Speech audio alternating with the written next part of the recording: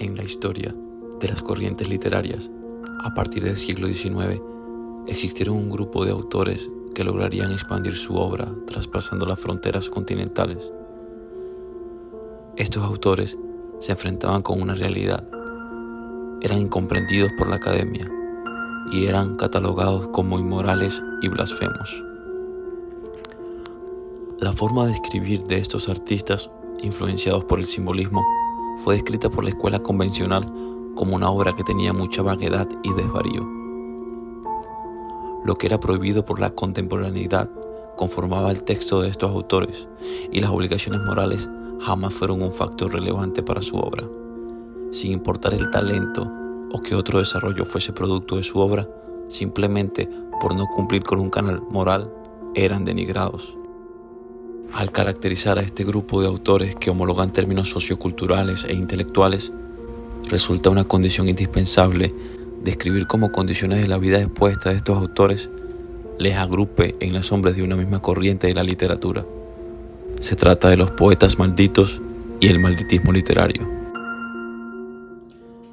Cuando revisamos la etimología de la palabra maldito o maldición, entendemos que se refiere a lo que es condenado y castigado por la justicia divina.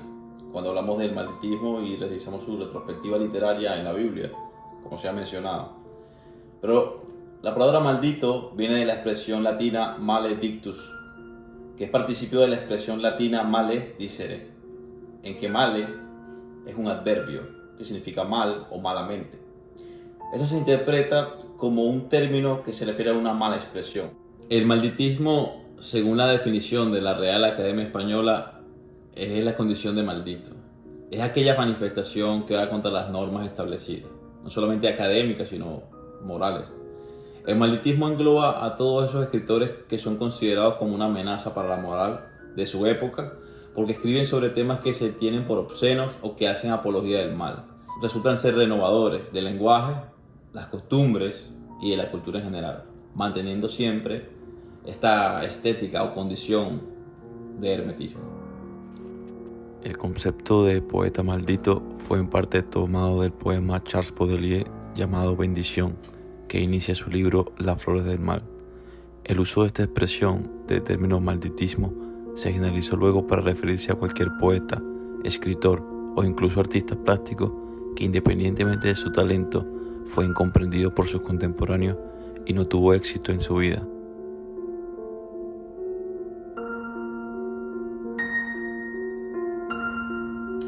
Paul Verlaine, en su libro Los poetas malditos, Les Poètes Maudits, en 1888, logró exponer fundamentos básicos de este estilo de vida, cómo vivían estos autores malditos.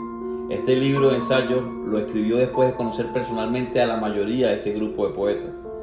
Un factor común descrito por Verlaine fue cómo estos artistas tenían un genio desagradable y un temperamento inflamable que les hacía estar aislados socialmente. Este factor, que los mantenía alejados de las demás personas, hizo que se refugiaran en su hermetismo y la idiosincrasia como una forma de escritura, es decir, su maldición social fue la conexión cultural que tuvieron todos estos poetas malditos. La consecuencia fue ser tratados como desiguales por la sociedad debido a sus vidas trágicas y llenas de vicios. Todo esto fue una abismal consecuencia de su capacidad intelectual atípica plasmada por sus dones literarios. En la tradición latinoamericana se pueden detectar rasgos del malditismo en el autor Horacio Quiroga, en la relación de cómo la vida privada y pública de los autores es tan relevante para catalogarles como escritores malditos. La crítica describe a Horacio Quiroga como el único autor uruguayo que ha conseguido, a causa de su obra escrita y su forma de ser, que aspectos de su vida privada queden expuestos. Esto se debe a la triste y funesta vida que corresponde con la cultura de los poetas malditos. De acuerdo con la investigación de Álvaro Lema, en su ensayo La construcción del mito y el malditismo en Horacio Quiroga, él menciona que la soledad profunda de sus últimos años aparecen junto al estudio de su obra y vida privada. Ningún otro escritor uruguayo ha sido tan comentado por su vida íntima como Quiroga, y este emerge siempre como un pilar que confecciona su malditismo. Las principales obras malditas de Horacio Quiroga, entre ellas encontramos El perro rabioso. Este fue escrito en 1917. Se refiere al virus de la rabia canina. Esta es una enfermedad letal transmitida a través de la mordida del perro. Es una muerte infecciosa y lenta. Factores conectadas al malditismo y al naturalismo por sus características. Se encuentra también Infierno artificial, donde el malditismo es todavía mucho más visible, pues las drogas hacen manifestación clave, donde la cocaína es la causante de una morbosa anécdota. Menciona Álvaro Lema que Infierno artificial hace referencia al ensayo Paraísos artificiales de Baudelaire, que es un cuento donde hay un diálogo entre un sepulturero que es adicto al cloroformo y un cadáver adicto a la cocaína. Entonces es su relación al malditismo. En la tradición hispánica, un exponente paradigmático de esta vertiente del malditismo literario es Leopoldo María Panero. Este autor es admirador de figuras controversiales como el checo alemán Franz Kafka, quien fue una gran influencia en toda su obra. A temprana edad, Panero se encontró vulnerado por el efecto de las drogas, el alcoholismo y la esquizofrenia.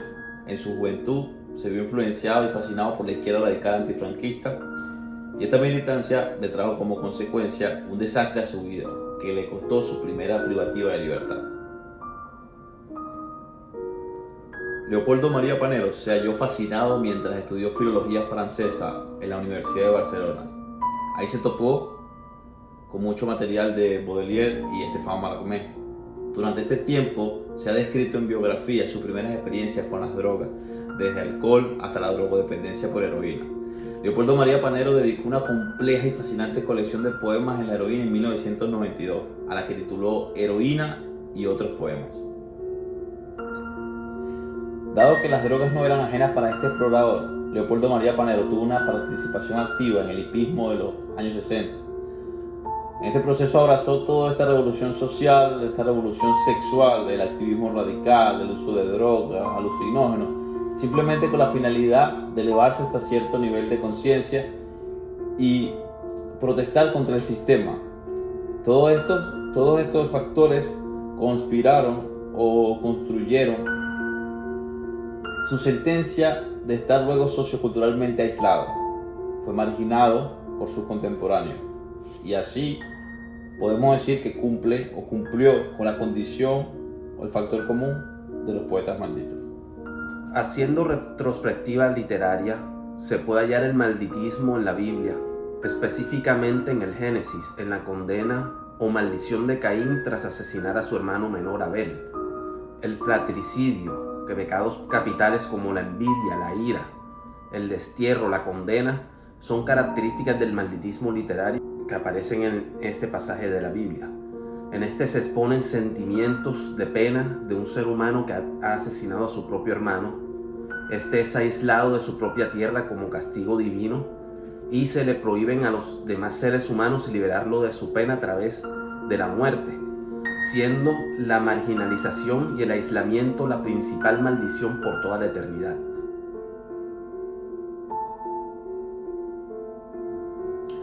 A pesar que el malditismo literario ha ido en contra de la cátedra y tiene toda esta tendencia antiacadémica, la misma cátedra ha descrito que el simbolismo francés fue la influencia que tuvo el malditismo, pero se emplea el término influencia de una manera escéptica para evitar afirmar que realmente fue el simbolismo francés el útero vivo donde se engendró el malditismo literario. Decimos útero porque entendemos que la traducción de la obra de Poe por los simbolistas fue ese óvulo, y toda la obra de Poe fue el espermatozoide que fecundó ese óvulo.